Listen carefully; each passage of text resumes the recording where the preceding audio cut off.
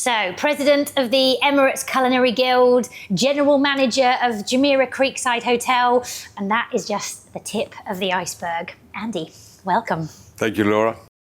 16, 17 years old in Australia. Father motor mechanic, mother kindergarten teacher, so no memories of making apple pie and ravioli with grandmother in the kitchen in Melbourne. My first job selling tickets to the 9-hole golfers, washing the dishes and doing a bit of prep in the kitchen. You've got to start somewhere, haven't you? And so that was the in. And then I finally got an apprenticeship in Melbourne in the outer suburbs. So you've been in Australia, then you moved to the UK, then big stint in Jersey. Yeah, not a big stint, about 9 months. About 9 months. Yeah. Okay, but a real sort of culinary education there, right? Yeah. Like your finishing school. Yeah. What then made you move, or what pushed you to move, or what encouraged you to move to the UAE? The two Sri Lankan guys, they said, "Oh, you should go to Dubai." Where? No, there in the Middle East. I said, "What for?" "No, it's really cool. It's really good. Hilton Dubai. Fantastic hotel." "Oh, okay." What year was this? 91. 91, okay. So then I went to the chef. I said, "Listen, chef, I want to go to Dubai. There's a Hilton, and I think they got a vacancy." Right. He picks up the phone so Mick picks up the phone to the chef, Paul Allard, Belgian guy who used to work in the Abuja Hilton. Mick had done an English promotion with him in the Hilton in Abuja, so that's the connection. Got a guy, interview him. So they sent my papers off. We'd do a royal wedding every now and again. The last royal wedding we saw in the old wedding grounds, which were across the road where the One Zabil is now. I think it was for Sheikh Hamdan bin Rashid. 7 days, thousands of people. I mean, it was just, Oh my God. It was unbelievable, yeah? And we just worked and we cooked and we did catering and we trained the guys. We went to the Shindaga market and learned real Indian food. You know, you go to the UK, you go to the local Indian shop and you ask for an onion bhaji and they give you a cricket ball, about that big, dripping with oil. "Oh, bhaji, sir." "Oh, yeah, onion bhaji." So the boys were making onion bhajis one day. I said, "What are you making onion bhaji?" They look different. I said, "They're not round like a cricket ball." "No, that's for you stupid Gora people, So then you learn from these guys. True, authentic way of cooking. And they would never tell me the recipe. So I said, okay. And it was the only kitchen I worked in that was never busy. I said, it's important. I said, what can I do? Because I was sous chef, I'd cook. Yeah. No, it's okay, chef. You stay in the office. I said, no. So I came to watch. So I started to watch. So I'd peel onions, peel garlic, peel ginger, chop, clean. And then slowly I started to watch them. And then anything European on the menu, I would cook. And then they'd stand in a line behind me with a spoon and they would all come and taste to see if I could actually cook. And what was their feedback? "Oh, this is nice." Hey! So then I said, okay, then I'd watch Sanji and Ravi and Dilip making the curries, making the biryanis, and they wouldn't tell me the recipe. I said, okay, I'm going to fix these guys. I said, I've got to learn how to do this. So they would get all the spices, all the whole spices and that sort of stuff, which we never were exposed to just didn't understand the spices and how it all works and how to make the sauces, the gravies and that. And then I'd watch. And every time they were about to throw something into the brat pan, I'd stick a little, the blue plastic punnets that the mushrooms still come in these days. Sure. I would throw a blue punnet empty underneath their hand so I could see how many cloves, how many cardamom, and then I'd throw it in there. They'd be looking at me. I said, right, now I'll try. And then they started. So this sharing of knowledge started. So I would teach them how to make fresh pasta by hand, how to make terrines, how to make European recipes, how to make lasagna properly. There's no need to cook pre-cooked lasagna sheets, boys. You just sort of put it in. We don't have to boil it, no, because it's designed that way. Did you read the packet? And then they would teach me how to make a biryani, a chicken makanwala, samosas, why a samosa is a samosa, how the seam of the samosa must be dead straight and he has to sit straight like the Raj. All this was learnt firsthand by the boys. And then we'd cook masala chai in the morning for breakfast and have chili omelettes. See, this is what I love about you, Chef, is that you are very humble in the way that you have learnt your cooking. You have learned from the people, Yeah. from people that originate from that country. You haven't sort of taken this idea and said, oh, well, I'm going to create this in the chef Andy Cuthberta way. You have really like taken the time to learn the original way of cooking. The right way. Then you can experiment. It's like, people say, oh, I'm going to do, what do they call it? Fusion. What if we just start with the basics and boil a potato properly and make a nice mashed potato? I always say, they say, oh, I want to be like Heston Blumenthal. I said, okay, so what sort of potato does Heston Blumenthal use to make his triple fried chips? Maris Piper? And they all look at you, they don't know.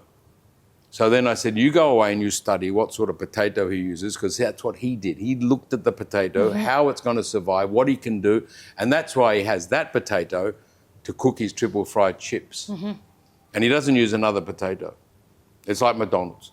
They use one type of potato for their French fries, done. And it's learning that first before we become confused with fusion. Yeah? And then to do a curry properly, to do a Chinese dish properly, to do dim sum properly, to do whatever. And books are great. Read the books, do the recipe, but if you've got someone that's actually grown up with it, learn from him as well. So that's what I tried to do. And then if we were doing something, do it authentic as possible, yeah? And then if it's not right, don't do it until you can do it. See, Japanese sushi, rice and all that, forget it. I'm not going to... It's an art. Let them do it, Yep. Kebabs from Iran, kebabs from Lebanon, meat on sticks from Australia, or satays or whatever it is, do it correctly. To do a great Iranian kebab is very difficult. Yeah. To understand what is in there, the percentage of fat, where you take the meat from, how much you use white onion or red onion, or do you use a mixture? Indian boys, I said, why don't we use the white onions? It's quicker to chop. No, too much water takes too much time to cook. Right. So we use the red onions because they've got less water and they caramelize better and they give a better flavor instead of the big white ones that are easy in the machine. Wow, that's such good information to know. Yeah, so the amount of water that comes out, you sit there cooking, you're wasting your gas, you're wasting your time. You do a nice red onion, tuck, tuck, tuck. Done. And then you make your gravy. So all that was learnt on the stove. Yeah, by the people that know. Yeah, and then show them how to do it properly. Show them how to make a hollandaise. Sure. Show them how to do butchery or whatever. Show them about hygiene. Show them about sous vide. It's an exchange of knowledge. Exactly, and that's the most important thing. Yeah, amazing. Here, especially in the UAE and Dubai, we try to please everybody. Yeah, there's never the word no, so we try. Mr. Bulgari came to stay. Brought his little man. Brought his own dry pasta. Brought his own Parmesan cheese. And we used our butter. Bring me the chef. Yes, sir. Boil this pasta for 2 minutes. Okay. Have this cheese grated. Mix it with this butter. Wow, this is micromanaging. Yeah. You have all your ingredients ready. Yes, sir. You will boil the pasta. You will then lift the pasta out of the water without shaking the basket, put it in a bowl, pour the rest of the ingredients in, walk to me in the restaurant mixing, and you will serve it to me. And it was one of the best pasta dishes I'd ever seen. But I did it exactly how we wanted. Did you feel nervous? Yeah, because, Mr. Bulgari. Right. And he's brought his own pasta and that sort of stuff. And he was wonderful chef. I said, okay. So that were easy. Then we tried to cook goose. For the same chef? For the same guy? For a German man. New Year's Eve in the beach club. What a disaster. Had you cooked goose before? We'd cooked goose, but I don't know, our goose was... So he called me out to the restaurant. He was a nice guy, old German guy, and he said to me, Chef, yes, sir, the goose, she is like she has been cooked for the miners that work under the ground. She is like your table. But the red cabbage is good, yeah? Okay, thank you, sir. I mean... Not all is lost. Yeah, not all was lost. But yeah, the goose, complete and utter failure. Have you made goose since? I get other people to cook it, yeah. we hear this phrase a lot, but what would you say is the difference between a chef and a master chef? It's a debate, and it's a, the onset of the media, the onset of the promotion of TV shows called MasterChef, and all this sort of stuff, Chopped, whatever you want to call it, Kitchen Cut, Chef's Table, all that. Great for the industry. Uplifted the profile, made it aspiring to work in the kitchen and that sort of thing. Yeah. But a true master chef is the man who spends 20 years as an apprentice doing sushi, and that's all he does. And you go to him and he makes it one by one in a car park in Tokyo. So he's a true master chef because he's a skilled tradesman. The real master chefs, or the master chef certification program, is from the German chefs, BKD. And you have to do you have to sit an exam. I had no idea that there was an actual certification. So this is the true certification for a master chef, comes out of Germany, from the German Chefs Society. Yeah. And it is an intense program. And then you have to cook. And the final examination is you have to cook a series of dishes and show the skill and have the theory. So it's like doing your apprenticeship, but at the next level. And then you become a certified master chef that way, because it's practical and theoretical. And it's from a certified, reputable association. Yeah, so you can't belittle people that call themselves master chefs, but there's just different degrees of how you would want to be certified as a master chef. If I was to certify myself as a master chef, I would have to go back to school, I would have to train again, and I would go to Germany to do it. To be a chef is to lead, to guide, to manage, to nurture, and that's being a chef and a cook together. If you don't do that, then you're not a leader. Yeah. And you're not a chef. Right, let's talk about Taste of HK. You are leading this competition. There is something called the Black Box. Please share and tell us everything about that. Many years ago, we did a black box competition, and Mr. Raj, the boss of HK, was involved with that one. So he told Era, go to Andy, we should do the black box again. Right. So they have to cook an appetizer with chicken. They have to cook an appetizer with duck. They have to use lamb rack for the main course. Okay, right. Yeah, and then we've got some vegetable products from HK as well. So this is all from the HK range.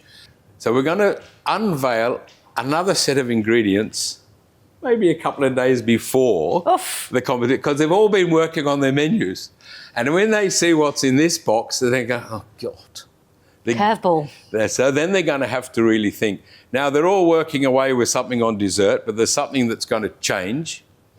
And then the whole flavour profile, potentially, and style in which they're going to have to do is going to have to change at the last minute. So prepare for the unexpected. Prepare for the unexpected. And we'll do a bit of an unveiling somehow around her. And we'll have a tiny little black box, maybe, We'll make it a bit of fun, though. We'll bring out a giant black box, and then maybe inside we have 7 little black boxes. There you go, boys and girls. Good luck. Oof. So we give them a U-shaped setup where they have to plate up in front of the guests, so the guests can come and watch and that sort of stuff. So hygiene has to be there, correct storage of the food. So we will give a lot of support from the hotel in the back of house and that, because we want to make sure that we're delivering great food, tasty food, safe food, but also making it a bit of a challenge, but everyone gets the same. So they all get this, they all get this, they all get this, and that's it. You can't bring Wagyu beef. No, we've got Fletcher's lamb. Andy, what is your dream Dubai meal? Tandoori chicken kebab with garlic naan with Papa Singh, God rest his soul, in Sindh, Punjab. That sounds amazing. What is that, your starter? It could be dessert as well, not fussed. Starter. Oof, that's a hard one. Hummus with meat in Al Nafora restaurant. That was always a winner. Freshly cooked. If we weren't too into Indian kebabs, then it'd have to be Kubadi Kebab Pa's restaurant, which used to be in Satwa, and we'd sit outside with Hisham, the Egyptian waiter. That was really good. But that's another main course. And dessert, not big into desserts, but a good lemon tart from Alexander, the French chef in Mina Salam Hotel. I've never had that. Handmade shells, eye-watering lemon curd without this meringue stuff on top, just sweet pastry, thin as thin, and lemon curd. That would be a winner. Or if we were lucky enough to be invited to the palace, eat lukamat. I have a little gift for you. Oh, you're too kind. It is our very special Oh, HK chicken. For Nothing you. better than a rubber chicken. Thank you so much. Please put that pride of place somewhere in your office. I will do. Have you seen that funny little kid on On Instagram? Facebook? Which one? Little 5-year-old or 4-year-old American kid carrying a chicken, and his mum says, Oh yes, what are you doing? Yes. "Tell you a joke. Why did the chicken cross the road?" Yes.